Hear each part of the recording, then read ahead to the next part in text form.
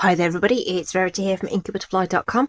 Thank you so much for joining me again today for another card making video. We are using a new stamp set to me. It's been in the annual catalogue actually, this one's from, for a little bit, but I resisted buying it, and I don't really know why, because it's kind of cute, but I now have it. It's called Happiest Day. It's got this cute sort of dragonfly on it. You can build some rainbows. There's some nice little sunshines, some great sentiments, in like mixed fonts and things. So it's a really cute cute set. I like these little details as well, which I haven't used today, but they're cute as well. So I like the fact that there's small sentiments and bigger sentiments as well. So all in all, a really nice set. It's a standalone, doesn't come with any dies or anything like that. But I thought we'd give it a whirl today to make something reasonably simple. It's a one layer card, which is unusual for me. But you know, I thought, why not? And I thought we'd go back to a little bit of a masking technique. And the colour combination is actually for the Facebook SU Colour Challenge. So you can have a look yourselves and follow that group if you wish. So this is for the month of February. The combination is Coastal Cabana, Soft Sea Foam and Fresh Freesia, which I thought was really cute. And if you pop along to the blog, I have on this one, which will be linked in the description, the inspirational image is actually really nice, because it's like crystals and things. So it really sort of captured my eye as a nice combination, especially with this subtle in the middle. So yeah, let's go. So Fresh Freesia's all over the place at the moment, because there's so many options in Celebration that use that colour. So that's all over the place at the moment, but it's just been pushed back a little bit on this one. I'm letting the greens do the work here. These are the Celebration sequins, which whilst they are billed as purple, there are these sort of white ones with just that hint of pink in them. So I opted for those just to bring them in. Okay, could have used the Freesia ones, but like I say, I wanted the Freesia to sort of tone back a little bit, because I've done a lot with that just recently. So let's get cracking. Obviously I've just used a bit of black just for the outlines and things. So in preparation, I've just got some paper here. This happens to be grid paper, just so that you can line it up. Doesn't have to be grid paper. You can use whatever you have in your stash, copy paper, anything like that. And this is low tack tape, so I use the frog tape, she's like a decorator's tape, but even though it is low tack, I still sort of take some of the tack off before I use it on a project, just to be sure. And this is the same piece that I'm going to use, so you can use it a couple of times and it will do the job before it gets mucky. Okay, so on the sample card I've actually used the Soft Sea Foam in the background, so I figured we'd change it up like I usually do, and swap that around. So I think we'll use the Coastal Cabana for that, which is going to be a much brighter look. So here's Coastal Cabana. So we'll need a blending brush to do this. So let's grab my blue-green brush here and some more scrap paper that's had lots of colour applied to it. And I just want to get that brush primed with the colour. Sometimes you get a bit of carryover of previous colours, so obviously you don't want that. This is super bright though, so I want to just make sure that's been taken right off.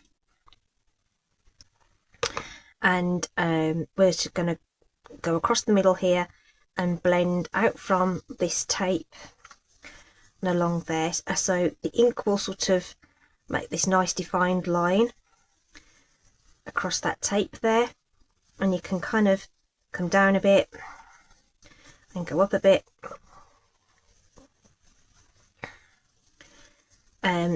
as far as you want, really. So depending on how far down you or up the card you want to go, you can stop. I just want it to just sort of lift that white panel and just frame that little bit, so I'm not going too far with this one. Okay. I've also, by the way, I have lifted this a little bit higher on the card. The sample's a little bit more central across the middle, but for this layout I thought I'd go with something a little higher. You will get residual ink on that tape, so just wipe that off, otherwise it will transfer. You could stamp over this as well, so I'm going to use the same ink. Should have done that wiping afterwards, to use with this little sort of starry, sparkly kind of image. So we're going to go full strength with this one, which means it's going to be nice and bright against, oh, shouldn't have overstamped that so much, but there we go. It really stands out. And if you sort of twist it around a little bit, you'll get that nice sort of shape with it. Okay. So let's just wipe that again, just to make sure it doesn't end up where it's not supposed to. Okay.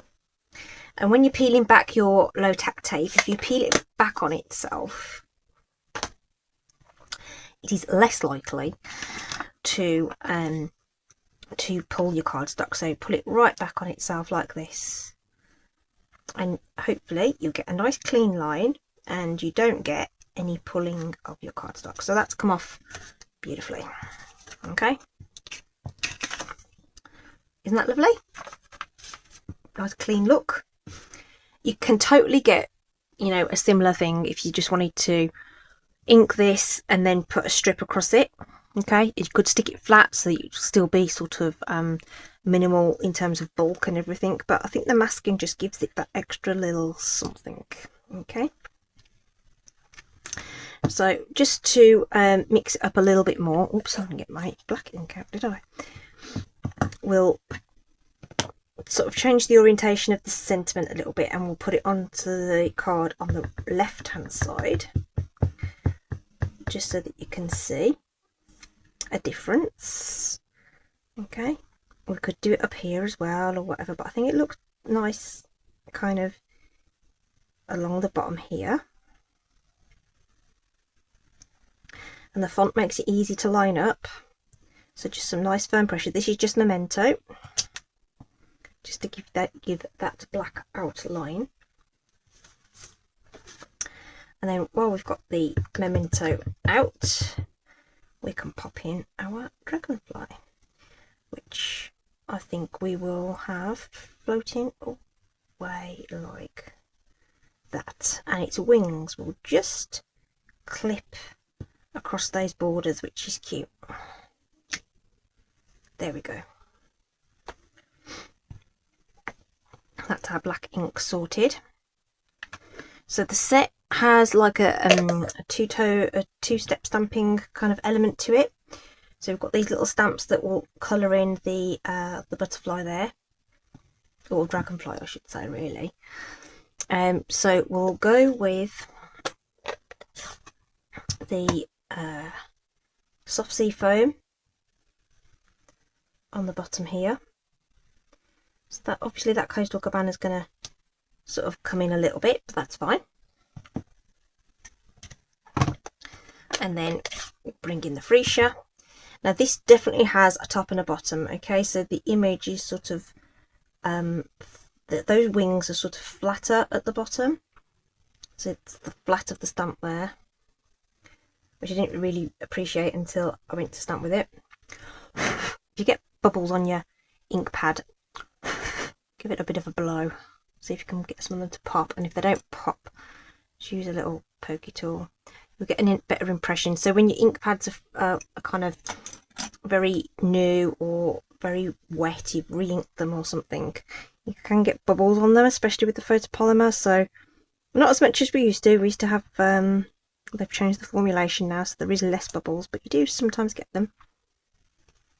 Okay, and it means that your stamp won't quite transfer the ink as cleanly as you might like. So that's just a tip there if you're finding the ink's not transferring so well. And that's basically it. It's a really quick card today. Okay, so we're just going to whack that onto a white card base in this case. You could totally use one of the colours if you wanted to. But I am just going to go with white. Where did I put the card base? There it is. I knew I had one out ready to go. I couldn't think. So let's pop that on. Isn't this nice? It's just a really nice simple layout. And I've gone horizontally with this masking idea. You could totally do it the other way and have it running along the card. You could do a double layer as well. You can kind of make this crisscrossy kind of element as well. And then we'll bring in these sequins again. So I mean, we could do the freesia ones, but I think the white ones are nice, so we'll stick with those. Okay, and the fact that you've got the two sizes also, you know, makes me happy. So okay, and again I'm using them just to cut across that edge a little bit, just to bring everything together really. Okay, and same with this one. We'll just pop this one in, and if you have got these, in fact I'm going to cover up that looks a little bit untidy there. If you have got these, you'll notice that some look a little bit more pink than others. Now where do I put this one? Now I'll put that one there.